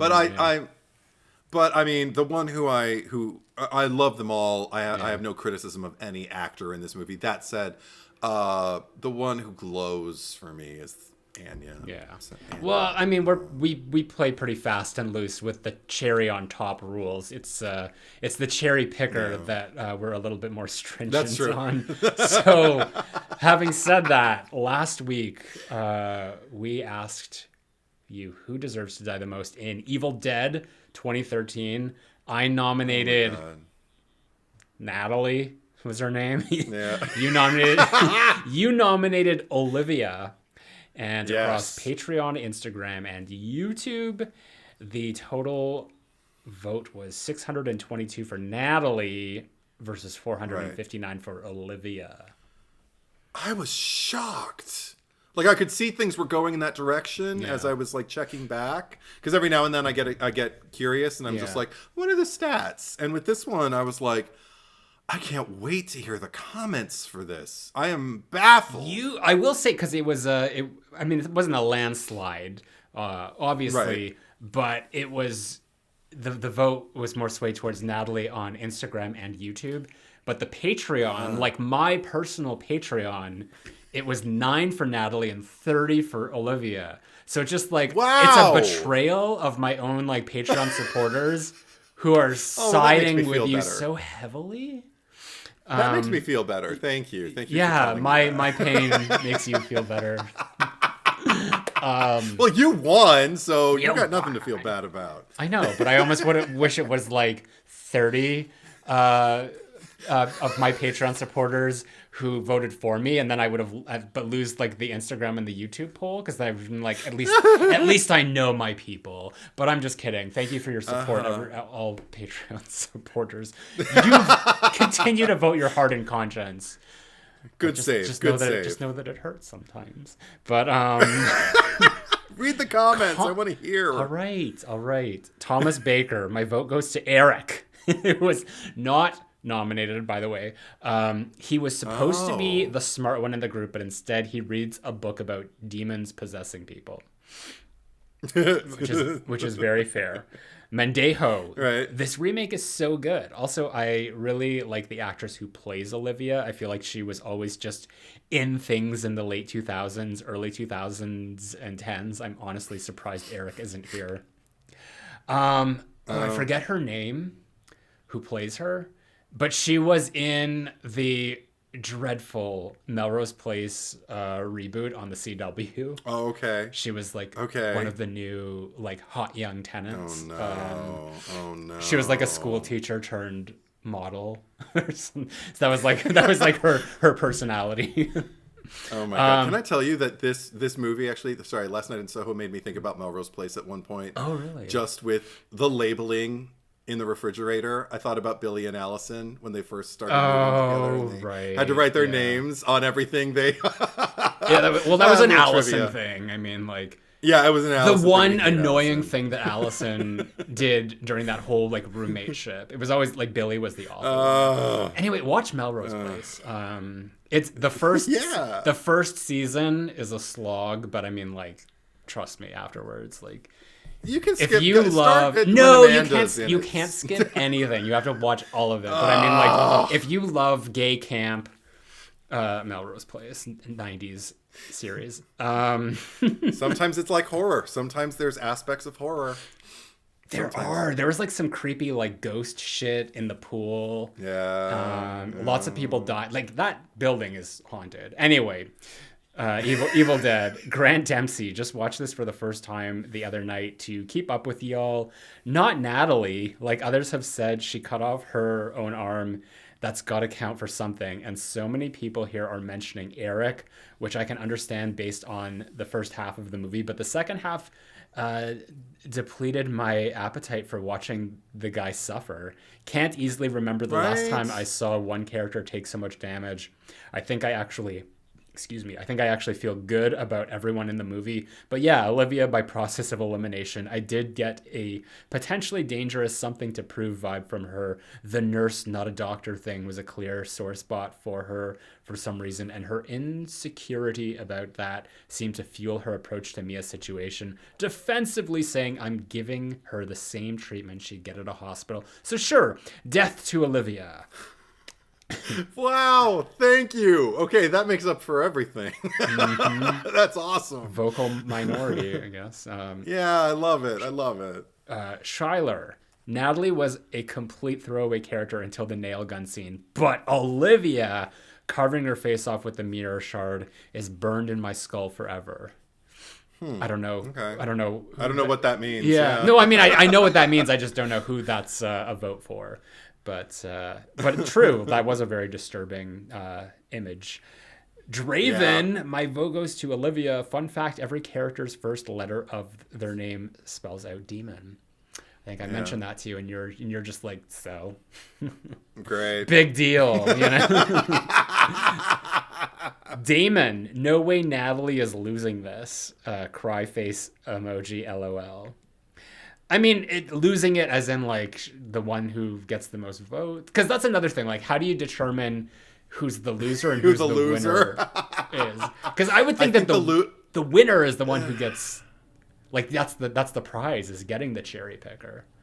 That's what I would assume too, but I don't know. Sometimes the language that we weave ourselves into. I mean, is this cherry picker cherry picker like the Razzies of like the horror? I mean, I think so, because we're killing people. Not really, on but purpose. I don't not on purpose. All right. Movie Maniac 03. Probably time for a rewatch, but from my memory, I think Olivia. Natalie seems like she was there out of the goodness of her heart. IG, Olivia was too. I do remember the characters being the weakest part of this, but I would say this movie is better than Army of Darkness. The first two are unbeatable, but the new Evil Dead looks amazing. Oh, fun.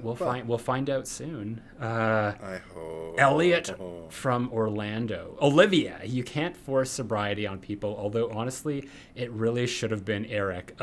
He grated on me so much. Wow, a lot of people hated Eric. Yeah. Wow. Isle Alia. Watching after the podcast, and it's Olivia, hands down. As a nurse, Mia is not getting equal treatment as she would in a hospital. And frankly, if I heard one of my colleagues bragging about forcing one of their friends to detox in the middle of the woods, I'd report them to the nursing board. Natalie's only crime was being a cardboard cutout there to repeat lines from the original. Oh my God, thank you. That is so great. Benjamin Spencer. What about Eric? He was the one to read the book in the first place. Right. Well, we addressed that in the pod. Amethyst Frost.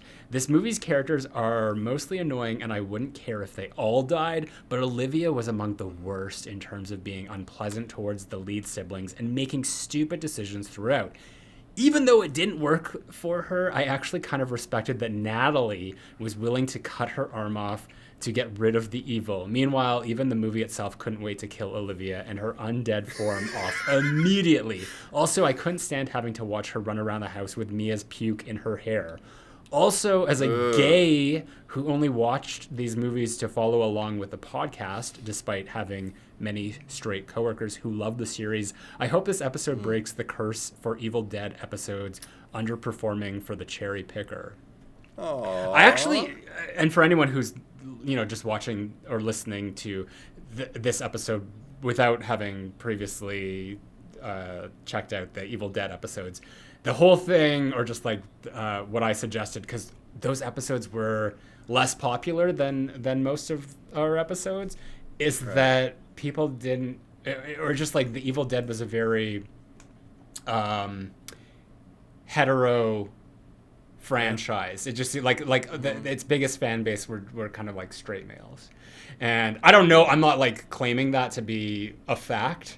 And I'm not claiming to know what our demographic is of listening to this, but it did seem like that might have been the case because the first three movies are it's just like that Bruce Campbell, like male energy failing upwards, whereas like the Evil Dead 2013 introduced like a strong woman, which was just giving off like, gay energy all over. And I actually, I haven't looked at the numbers because we're recording this. We typically record on Tuesdays when new episodes release. So this is Tuesday night. The episode released in the morning, and it looked like it was actually doing a lot better than the previous Evil Dead movies. So my theorem might be my theorem. Someone like that's a mathematical term. Your theory. Someone was no. Someone like in one of like my main YouTube channel comment was like making fun of me or just like listen to the words you're using, like blah blah blah blah theorem. I'm like, I've never used the word theorem in my life. But now I'm using theorem. I'm gonna use it for this instance. Is my Evil Dead franchise is innately heterosexual theorem, except for the remake and presumably the new one. It looks very. We'll see. Yeah. Yeah. Anyway, small tangent. Sean P. Honestly, most of the characters in Evil Dead 2013 are pretty annoying, aside from Mia. Between the two, I have to pick Olivia. She is so entitled and constantly trying to assure everyone that she is a good nurse. The fact that she keeps telling her friends that Mia would be getting the same treatment tells me she's probably terrible at her job. If you have to continuously remind people that you're good at what you do, you most likely aren't very good at it. Also, her bedside manner is terrible. Okay, this is amazing to hear, but it's not clarifying the win for me. But we know it's a vocal minority every time something. I know, but I was hoping that somebody was going to clue me into like, why did everybody pile on to Natalie? And keep going. Maybe there's an answer. I don't know. I don't know. Also, just the characters in this are annoying. I feel like the characters in all of the Evil Dead movies are annoying, other than Ash, which I mean you could argue he's annoying too, but I feel like they're so throwaway. Like after doing the first three and then this one, it's like who are the side characters anyway? Like Sheila, Don't ask me. Kimberly, honestly, neither. I don't think Natalie did anything wrong to deserve to die. Olivia was bitchy and bossy, but she really cared about Mia and was trying to give her tough love to help her get sober. Eric, on the other hand, he should be on this list because he was extremely annoying, and he's the one that read the book. I understand, but you can't tough love somebody into sobriety. Just putting that out there. Go on. The FD 180. I mean, Natalie cut off her own leg to try and survive. Olivia did nothing. Well, she peed herself. Hamish. Olivia, everything Eddie said. Oh, nice. Michael Begley. Thanks, Hamish. Even though to me it isn't traditionally Evil Dead I really love the remake operating as its own standalone horror movie. It misses the original trilogy fun, campy sense of humor, but if this was completely unconnected to the Evil Dead franchise, it was be considered at least a cult classic by now. Oh, and Natalie, because she's a useless, non-fucking character whose only good scene is when she chops her off, and by the end of the film, you can't even remember her name anyway. Love you guys. Thanks for the continuous great content. Thank you, Michael. Thank you. And thank you, because now I'm starting to see a thread, starting to get a little bit more of an idea why people might choose Natalie. Keep going. Silent Saturn. Eric represents the two archetypes I despise the most in horror films. The stupid idiot that makes everything worse, and the babbling weakling succumbing to hysteria. On top of that, he's also responsible for David's death, removing beautiful, beautiful Shiloh, the Still My Heart Fernandez from the film. He can't die enough. Why is he not an option? He was right there. Natalie gets my vote for dunking on Olivia with that doctor line, which I took as pathetic attempt to put her down and mark her territory in regards to David. What? I didn't perceive that at all, but okay, sure, whatever. I thought it was just an honest mistake. She thought, oh, the doctor. Actually, she gave her an upgrade. So anyway, okay, go on. I thought she was just an idiot. Hey, the doctor. I don't even remember. I just remember that because that was the scene I picked for the preview on Instagram, because I was going through the scene. I'm just like, I don't even remember her having a moment. Like that was my argument. She was momentless, she like big deal. She cut off her arm later, but she was half possessed. Miles Ocasio. You already know who it is. My name is Topher, and I think Olivia. Okay. And Jagger 167. Natalie has more votes, so Natalie. Okay, now it's really making sense. Yeah. Let's just go with the majority. Right. Okay. With that said, who do I think deserves to get the most in Last Night in Soho? I mean, I hope I'm not stealing your thunder. I mean, I know you, and you always have like a lot of backups, and the one that I choose probably, I don't even think that they might have been your first choice.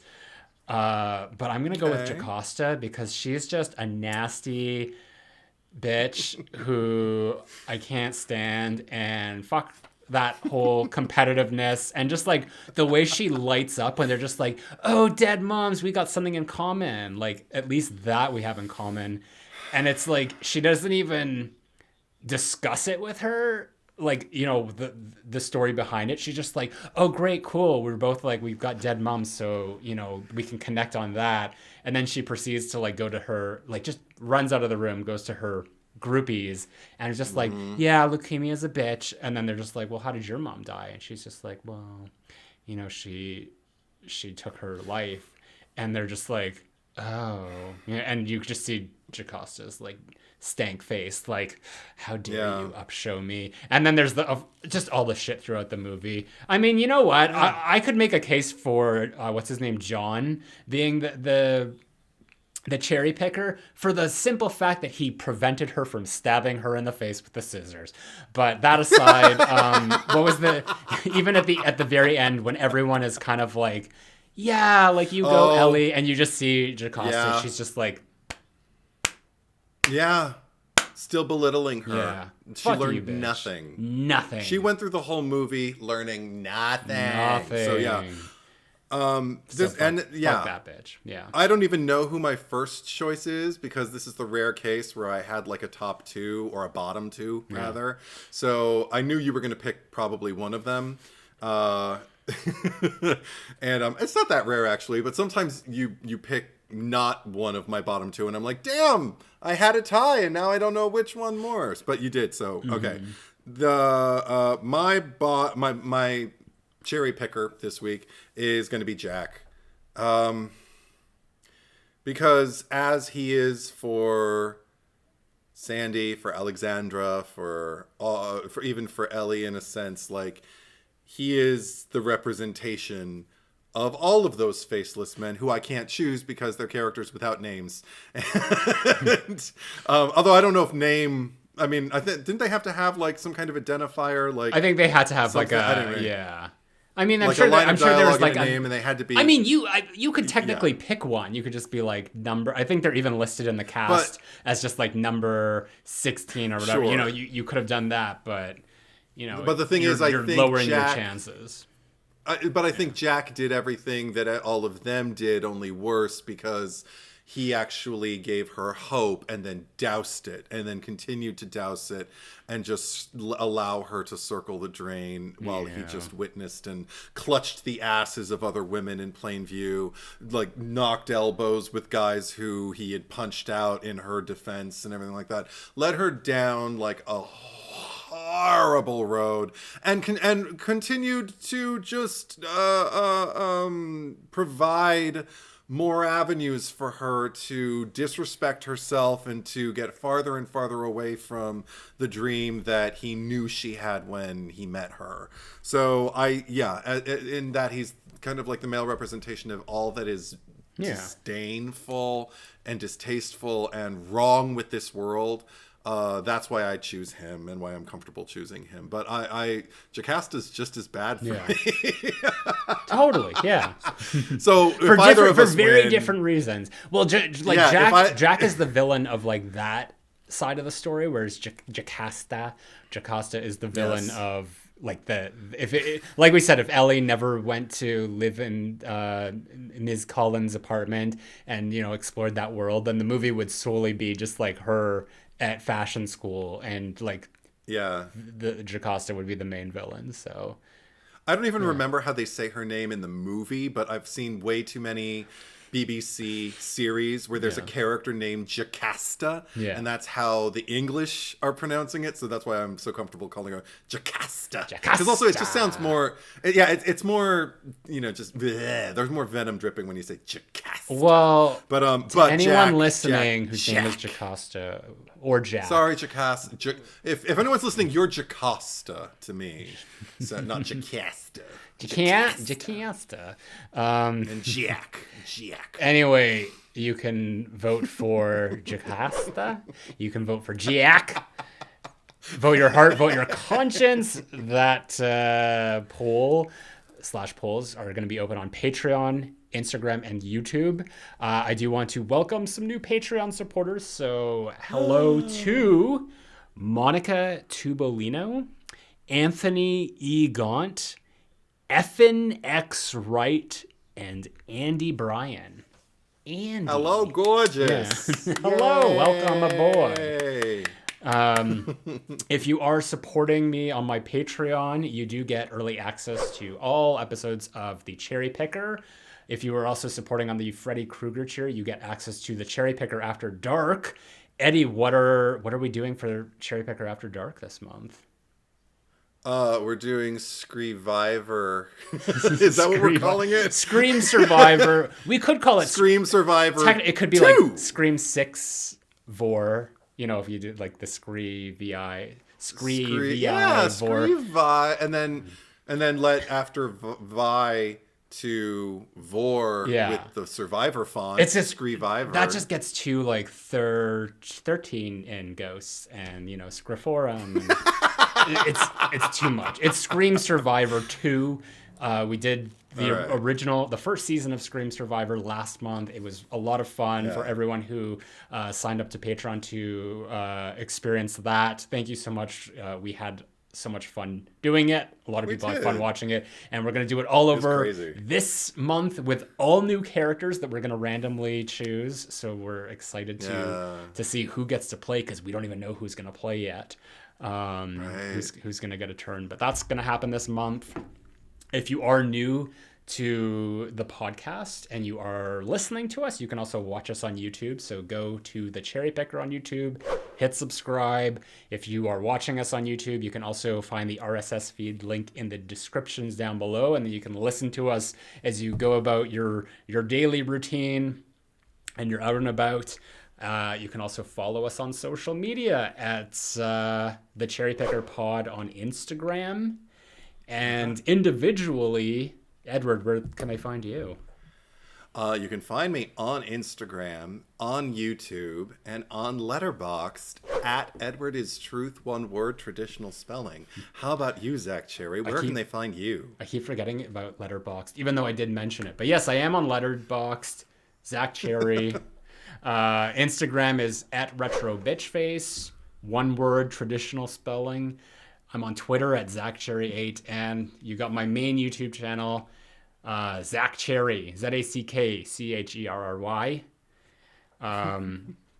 Also, I totally forgot. I want to thank our podcast editor, Andre Felix, who, if you watched the Scream 6 episode a few weeks back, he joined us as our first guest ever, and he will be coming back in the future. A lot of people really enjoyed Andre's participation, so yeah, you love him. Yeah, they love you, Andre. He was scoring higher than us, like. But Andre will be back.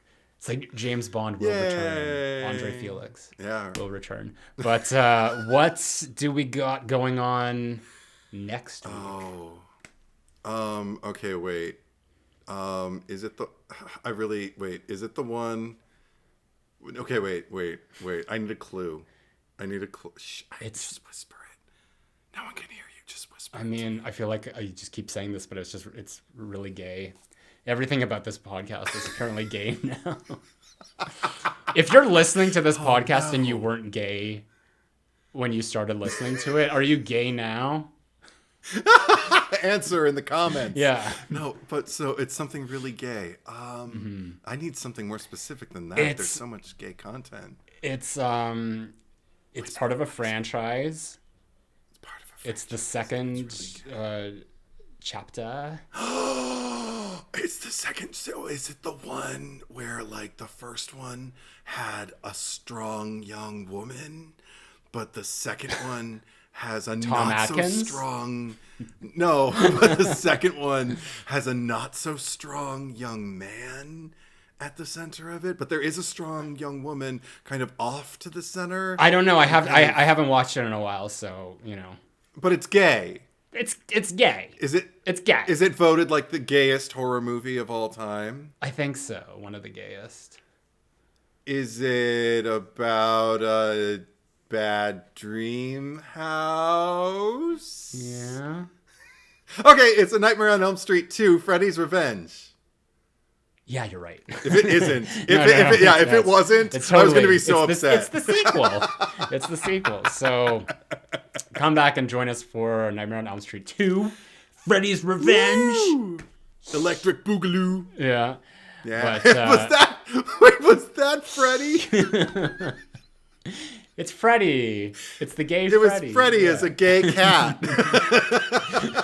For anyone listening, just imagine Freddy as a gay cat. Thank you I want to see it. Watching. I want it to be a nightmare now. Thank you for listening. And we will be right